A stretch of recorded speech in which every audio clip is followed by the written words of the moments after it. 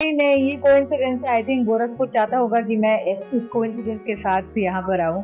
तो ये जो जोगानुजोग ये बन गया और आज मैं यहाँ पर हूँ। जो प्लेन आप देख रहे हैं वो प्लेन पूरा का पूरा बनाया गया था बाकायदा इस शूट के लिए, इस सीरीज के लिए।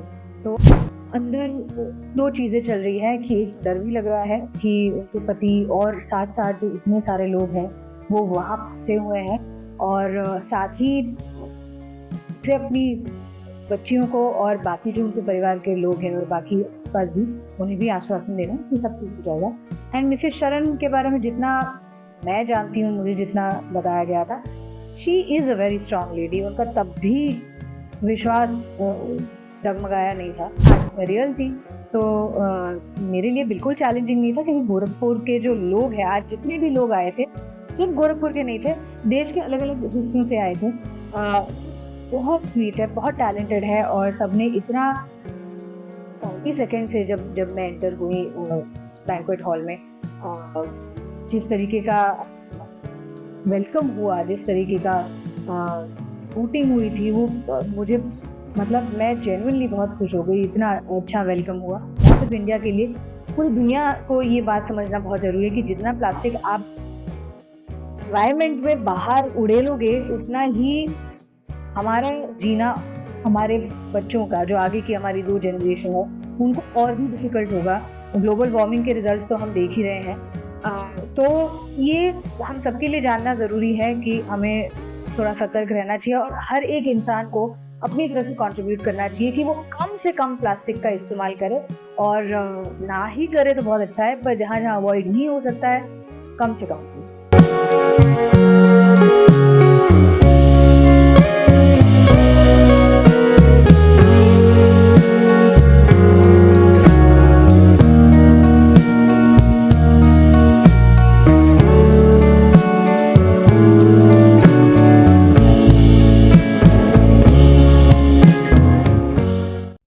नमस्कार, मैं अमित ओझा और आप देख रहे हैं इंडियन टीवी न्यूज। अभी हम मौजूद हैं गोरखपुर के एक होटल में, जहां पे मन की आवाज प्रतिज्ञा सीरियल की फेमस एक्ट्रेस पूजा गौड़ हमारे साथ हैं। और आपको बताते चले कि हाल ही में अभी इनकी एक वेब सीरीज रिलीज हुई है, IC 814 कांधार। कांधार को इंडिया का सबसे लंबा हाईजैक माना जाता है। बाकी जो भी डिटेल्स हैं वो हम पूजा गौड़ जी से ही जानेंगे। पूजा जी, सबसे पहले हमारे चैनल में आपका स्वागत है। बहुत बहुत धन्यवाद, थैंक यू सो मच। अभी जैसे आप तो फेमस जो हैं मन की आवाज प्रतिज्ञा सीरियल से जी, तो जो मन की आवाज प्रतिज्ञा सीरियल है, और शायद ये कोइंसिडेंट कहा जा सकता है कि जो आपकी डेट ऑफ बर्थ है लास्ट वाली, उसका जो टोटल कैलकुलेशन होता है वो 21 होता है, और आज जो डेट है वो भी 21 है। ओह अच्छा। तो ऐसी कोई प्रतिज्ञा आपने करके रखी थी कि जो दोनों 21 होगा तभी आप गोरखपुर आएंगे? नहीं नहीं, ये कोइंसिडेंस है। आई थिंक गोरखपुर चाहता होगा कि मैं इस कोइंसिडेंस के साथ यहाँ पर आऊँ। तो ये जो जोगानुजोग ये बन गया, और आज मैं यहाँ पर हूँ। अभी जो IC 814 कांधार जो अभी सीरीज जो है रिलीज हुई है, जिसमें आपके अपोजिट जो हैं विजय वर्मा हैं, तो जैसे हाईजैक जो है भारत का सबसे लंबा हाईजैक माना जाता है, तो उसमें जब आपने एक्टिंग की तो उसके लिए कोई खास प्रिपरेशन की थी? इतनी ज़्यादा हमारी जो टीम है उन्होंने ही इतनी इन डेप्थ प्रिपरेशन की हुई थी, रिसर्च की हुई थी कि उससे हमारा काम काफ़ी आसान हुआ। और एक एक्टर का काम, बहुत सारे लोग जब एक्टर की एक्टिंग तक पहुंचने से पहले जो लोग होते हैं, जो प्री प्रोडक्शन में कहते हैं, या जो सबसे पहले तो राइटर होते हैं, फिर उसके लिए जो आर्ट डायरेक्शन होता है, तो जिन्होंने जो प्लेन आप देख रहे हैं वो प्लेन पूरा का पूरा बनाया गया था बाकायदा इस शूट के लिए, इस सीरीज़ के लिए। तो आर्ट डायरेक्शन के लोग होते हैं, कॉस्ट्यूम के लोग होते हैं, तो बहुत सारे लोगों की मेहनत हमें मदद करती है हमारा किरदार निभाने में। तो थोड़ी प्रेपरेशन तो करनी पड़ी थी, क्योंकि ये जो किरदार था मिसेस शरण का, वो रियल लाइफ कैरेक्टर है, तो और बड़ा ही कॉम्प्लेक्स इमोशन वाला भी कैरेक्टर है। तो वो मेरी तो प्रेपरेशन थी, पर बाकी लोगों की जो भी रिसर्च थी उसने मुझे काफ़ी हेल्प किया। उस सीरीज में एक सीन है जहाँ पे लोग आपसे ये पूछते हैं कि क्या वो प्लेन वापस आएगा या नहीं आएगा, तो वहाँ पे आप ये कहती हैं कि मेरे पति आएंगे और जो लोग हैं उनको भी वापस सकुशल लेकर आएंगे। तो जब ये सीन शूट हो रहा था तो लोग ऐसा बताते हैं कि शूट को थोड़ा सा रिटेक किया गया, इमोशंस वगैरह की बात थी, क्योंकि उसमें इमोशंस वाकई डालने थे। तो जो इमोशंस उसमें आपने उस सीन में डाले थे उसके लिए कोई आपने खास प्रिपरेशन की थी या फिर एक ही टेक में वो जो है सारा सीन जो है शूट हो गया था? क्योंकि जो वो विश्वास था, वो विश्वास एक पत्नी का अपने पति के ऊपर था, या एक देश के जो सम्मानित जो पायलट होते हैं उनके प्रति था, या देश की गवर्नमेंट के था, या जो भी इमोशंस रहे हो, लेकिन वो अपने आप में काफी एक चैलेंजिंग था कि देश की जनता को ये विश्वास दिलाना उस समय कि अगर उसके पति वापस आएंगे, जबकि उनको पता है कि पति जो है उनके पास कोई हथियार नहीं है और वो आतंकवादियों के बीच में घिरे हुए हैं। उस पत्नी का किरदार अपने आप में कितना जो है चैलेंजिंग था?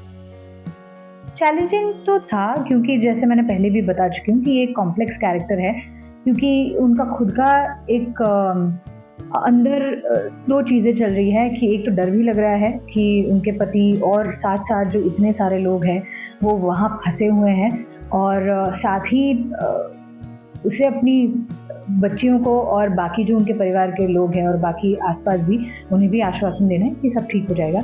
एंड मिसेस शरण के बारे में जितना मैं जानती हूँ, मुझे जितना बताया गया था, she is a very strong lady. उनका तब भी विश्वास डगमगाया नहीं था अपने हस्बैंड पे और इस फैक्ट पे कि सब लोग सही सलामत वापस आ जाएंगे।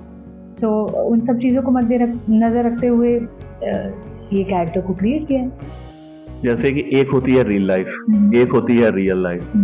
आज जब आप खड़ी थी स्टेज पे तो आपको चैलेंजिंग क्या लग रहा था, रियल लाइफ या रियल लाइफ? रियल लाइफ में तो चलिए हमें रिटेक के थोड़े मौके मिल जाते हैं, लेकिन जो रियल लाइफ होती है इसमें रिटेक के मौके नहीं मिलते। तो आज मैं रियल लाइफ प्ले कर ही नहीं रही थी, आज मैं रियल थी, तो मेरे लिए बिल्कुल चैलेंजिंग नहीं था, क्योंकि गोरखपुर के जो लोग हैं, आज जितने भी लोग आए थे सिर्फ गोरखपुर के नहीं थे, देश के अलग अलग हिस्सों से आए थे।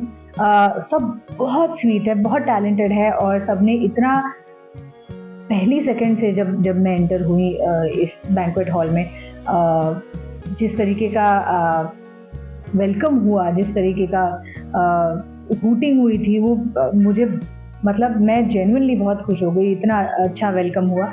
तो मेरे लिए चैलेंजिंग तो बिल्कुल नहीं था, आई वाज जस्ट एंजॉयिंग। तो खैर गोरखपुर योगी आदित्यनाथ के नाम से जाना जाता है, तो मुख्यमंत्री भी हैं। गोरखपुर के बारे में आपने बहुत कुछ सुन के रखा होगा, तो जब गोरखपुर में आज आपका प्लेन उतरा है तो आप जब वहाँ एयरपोर्ट से निकलकर यहाँ होटल तक पहुंची हैं, तो रास्ते में भी आपको कई लोगों ने बहुत कुछ बताया होगा गोरखपुर के बारे में। तो आपको गोरखपुर के बारे में कैसा लग रहा है? मुझे एक्चुअली किसी ने कुछ गोरखपुर के बारे में नहीं बताया, क्योंकि ऐसी कोई ज़रूरत नहीं थी और ना ही उतनी बातचीत का मौका मिला, क्योंकि हम रास्ते में भी मेरे कुछ कॉल्स चल रहे थे, एंड देन हम जैसे यहाँ पहुँचे तुरंत तैयार होके यहाँ पर आ गए। पर कल का दिन है मेरे पास, और कल मैं गोरखनाथ टेम्पल जाने वाली हूँ। होपफुली गीता प्रेस जो बहुत फेमस है वो भी वहाँ पे भी जाऊंगी, एंड फिर आप मुझे सजेस्ट कीजिएगा और क्या क्या देखने जाना चाहिए। कल ही वापस जाना है। मुंबई में एक मरीन ड्राइव है जी। हमारे गोरखपुर में भी एक मरीन ड्राइव है जिसे आज की डेट में रामगढ़ ताल कहते हैं। अच्छा। यहाँ पे लेक क्वीन के अलावा अभी फ्लोटिंग रेस्टोरेंट का भी मुख्यमंत्री योगी आदित्यनाथ जी है उद्घाटन किया है। हम तो यही कहेंगे कि एक बार विजिट करिए, क्योंकि गोरखपुर भी पर्यटन नगरी बन रही है। लेकिन अभी जो ये अवार्ड शो था, ये मल्लिका अवध के द्वारा आयोजित था और प्लास्टिक फ्री कैंपेन भी है। तो लोगों को आप जो है प्लास्टिक फ्री कैंपेन के थ्रू, या मल्लिका अवध जो है आपकी श्वेता तिवारी, उनके माध्यम से जब आपका संपर्क हुआ यहाँ आने के लिए, उन्होंने बोला कि प्लास्टिक फ्री कैंपेन में भी आपको पार्टिसिपेट करना है, तो आपको कैसा लगा फिर? भाई हमारा नाता तो 3-4 साल हो गए और ये आई थिंक चौथा इवेंट है इनके साथ, यही प्लास्टिक फ्री इंडिया मुहिम के लिए। और श्वेता तिवारी को she is like family now. अब इतने लंबे टाइम से मैं उनको और उनकी फैमिली को जानती हूँ, तो उनके लिए तो मैं कभी भी हाजिर हूँ। पर ख़ास करके इस पर्पस के लिए, इस मुहिम के लिए प्लास्टिक फ्री इंडिया बहुत ज़रूरी है हम सब के लिए, ना सिर्फ इंडिया के लिए, पूरी दुनिया को ये बात समझना बहुत ज़रूरी है कि जितना प्लास्टिक आप एनवायरनमेंट में बाहर उड़ेलोगे उतना ही हमारा जीना, हमारे बच्चों का, जो आगे की हमारी 2 जनरेशन है, उनको और भी डिफ़िकल्ट होगा। ग्लोबल वार्मिंग के रिज़ल्ट्स तो हम देख ही रहे हैं। तो ये हम सबके लिए जानना ज़रूरी है कि हमें थोड़ा सतर्क रहना चाहिए और हर एक इंसान को अपनी तरफ से कंट्रीब्यूट करना चाहिए कि वो कम से कम प्लास्टिक का इस्तेमाल करे, और ना ही करे तो बहुत अच्छा है, पर जहाँ-जहाँ अवॉइड नहीं हो सकता है, कम से कम करें। यूथ के लिए तो नहीं कहूंगा कोई संदेश देने के लिए, लेकिन जो गर्ल्स हैं उनके लिए क्या देना चाहेंगी संदेश? क्योंकि शायद बहुत कम ही लोग ऐसा भी जानते होंगे कि आपने किक बॉक्सिंग की भी ट्रेनिंग ली हुई है, इसीलिए हम आपसे थोड़ा सा दूर बैठे हुए हैं। तो जो किक बॉक्सिंग की आपने ट्रेनिंग ली हुई है, क्या कभी रियल लाइफ में उसका इस्तेमाल किया है आपने? बहुत बचपन में अपने भाई पे बहुत इस्तेमाल किया है। WWE तो जरूर खेलते थे, हम देखते भी थे और खेलते भी थे। जोक्स अपार्ट, थैंकफुली नहीं जरूरत पड़ी है, पर यूथ के लिए आपने ऐसा क्यों कहा कि यूथ के लिए कोई संदेश देने के लिए नहीं कहेंगे? मैं चाहता हूं कि यूथ की जगह आप गर्ल्स को संदेश दें, क्योंकि आज की डेट में जो गर्ल्स हैं वो भारत का प्रतिनिधित्व कहीं ना कहीं लड़कों से ज्यादा कर रही हैं, मेडल भी वही ला रही हैं। मैं ये कहूंगी कि यूथ जो है, लड़के लड़कियां दोनों की बात है, ये हमारा फ्यूचर है। आई थिंक हम सब जानते हैं, हमारे जो देश के रिप्रेजेंटेटिव्स हैं उन सब ने भी ये कहा है कि youth is the future, and हम ये हमारे चाहे स्टार्टअप हो, चाहे ओलंपिक्स हो, चाहे कुछ भी हो, कोई भी क्षेत्र हो, वहाँ पर देख रहे हैं, फार्मिंग इवन, कि यूथ चाहे लड़का हो या लड़की हो आगे बढ़ रहे हैं और नए नए इनिशिएटिव्स लेकर आ रहे हैं जो हमारी कंट्री के लिए बहुत अच्छा है। हाँ, आपने लड़कियों के बारे में पूछा था, तो मैं ये ज़रूर कहूँगी कि चाहे लड़की हो या लड़की, बट सबको अपना सेल्फ डिफेंस आना चाहिए। ये एक ऐसा स्किल है जो आपको आना ज़रूरी है, लाइक ड्राइविंग। आप उसका इस्तेमाल करो या आपका इस्तेमाल वो ना हो कभी भी ज़िंदगी में, वो उसी की वो करनी चाहिए कि ज़िंदगी में कभी इस्तेमाल करने का मौका ना आए, पर आना ज़रूरी है, और मैंने उसी के लिए सीखा था। खैर, मुझे तो वो एज अ स्पोर्ट भी बहुत पसंद है। But one message to the youth in general is that आप hard work is very very very important in life. चाहे जो भी करो, चाहे जो भी आपका सपना हो, प्लीज़ कीप वर्किंग हार्ड, क्योंकि हार्डवर्क के ऊपर कुछ नहीं है। अगर आप हार्डवर्क करेंगे, अपना हर चीज़ में 100% देंगे, जो आप बनना चाहते हैं, जो आप करना चाहते हैं, उसमें आप 100% दो, आप उसके बाद एटलीस्ट निराश नहीं होंगे। कृष्ण जी ने कहा था कि कर्म करते जा, फल की इच्छा मत कर, तो उसी को आपको ज़िंदगी में फॉलो करना है, एंड मैंने वो फॉलो किया है, बहुत सारे और लोगों ने फॉलो किया है। किंग खान ने ये कहा है that hard work, there is nothing above hard work, so that is what I would like to tell the youth. Study, work hard, and all the best. Inspiration सबके होते हैं, सबके एक आइडल होते हैं। आपका आइडल कौन? बहुत सारे हैं सर। आई थिंक एक का नाम लूँगी तो अनफेयर हो जाएगा। हर एक अलग अलग क्षेत्र में बहुत सारे आइडल्स हैं, so it be unfair for me, but या बहुत आप जाएंगे जहाँ कहीं भी, ऐसे ज़रूरी नहीं है कि उनका फेमस होना। आप रास्ते पे जाएंगे, आपने भी शायद अपने आसपास देखा होगा, जो एक वजन ढोने वाला आदमी है ना, जो एक वो नॉन मैकेनिकल कार्ट पे अपना सारा सामान ढोते हुए चला जा रहा है क्योंकि उसको एक जगह से दूसरी जगह जाना है, वो भी इंस्पिरेशन है। तो ज़रूरी नहीं है कि ये या वो होना चाहिए। तो आप अपने आसपास देखोगे ना, बहुत सारे इंस्पिरेशन मिलेगा। गोरखपुर में फिर से आने का दोबारा इरादा है? ऑफ कोर्स, क्यों नहीं है।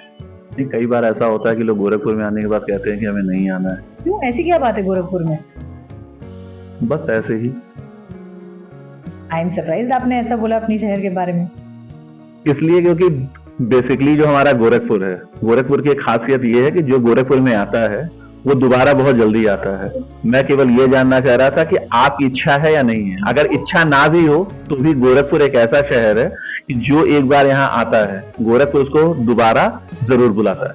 तो मैं I look forward to coming back. Thank you so much.